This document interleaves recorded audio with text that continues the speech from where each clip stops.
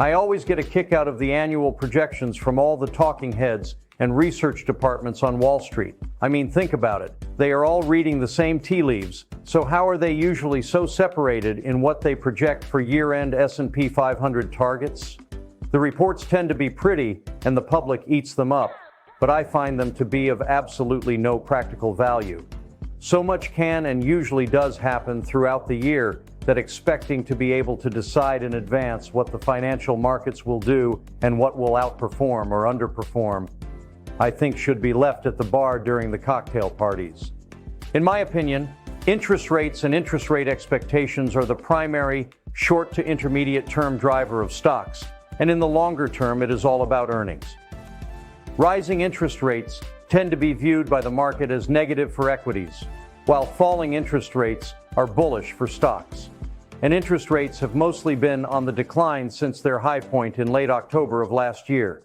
To be a little more granular on this point, interest rates are a reflection of expectations of the economy. And if the expectation is economic softness coupled with lower inflation expectations, then rates should be on the decline. Now, this may be true, but we need to be careful that they don't fall so much that it either infers a recessionary trend, negative for earnings, or they fall so much that it gives the inflation boogeyman a chance to get back on his horse. So, what do I pay attention to besides interest rates and earnings then? Well, basically two major things. Market estimates based on the equity cycle, and the current state of the markets based on the most recent history. Is the broad market in an uptrend, a downtrend, or is it at a past high or low point?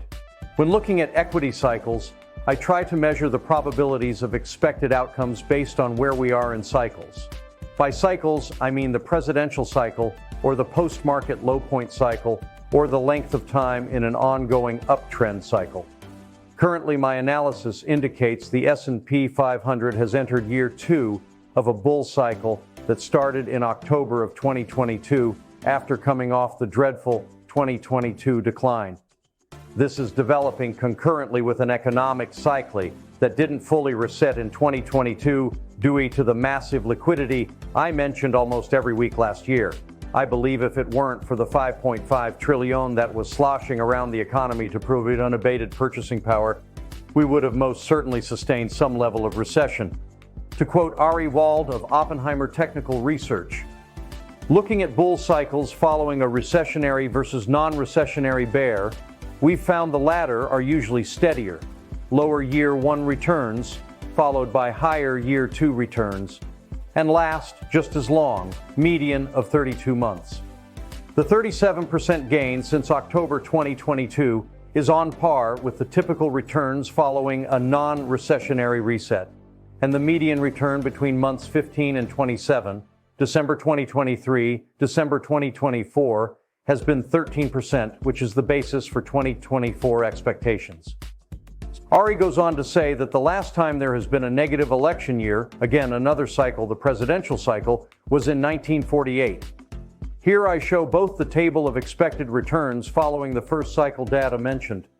Of course, we need to be cognizant of major cross-currents currently in place.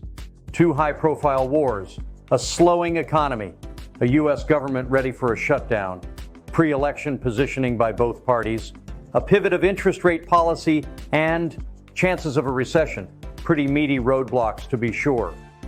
Thinking back a bit, in late 2021, the Fed made it clear that there was no way they could rein in inflation without raising interest rates, and raised them quite aggressively.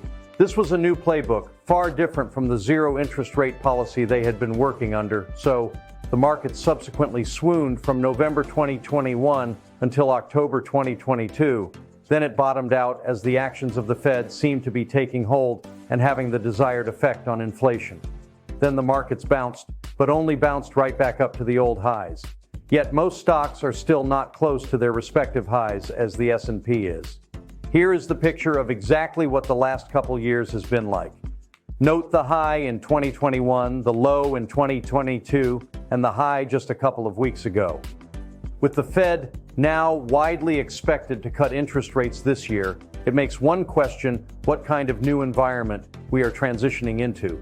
As I said earlier, I do not for a second expect that I can predict market outcomes, but given the cards the current market is being dealt with and how these kinds of hands have played out before in similar cycles, we can get some clues. I know consensus is basically saying it is all smooth sailing, but I bring to attention just this last week as an example of the folly of such expectations.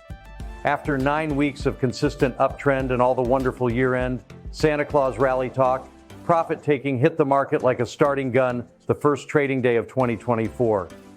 Many are counting rate cuts coming to the rescue and reinvigorating the bull, but just as this is what is expected, we got some labor numbers last week that were far from what would reflect a slowing economy, and to me, most certainly puts into question that this first rate cut will happen as expected in March. This sort of brings me back to the election year cycle. Election years typically are quite strong as the incumbent party wants to make themselves look as good as possible going into the election with hopes of re-election. As I had said earlier, the last time the S&P saw a negative election year was 1948.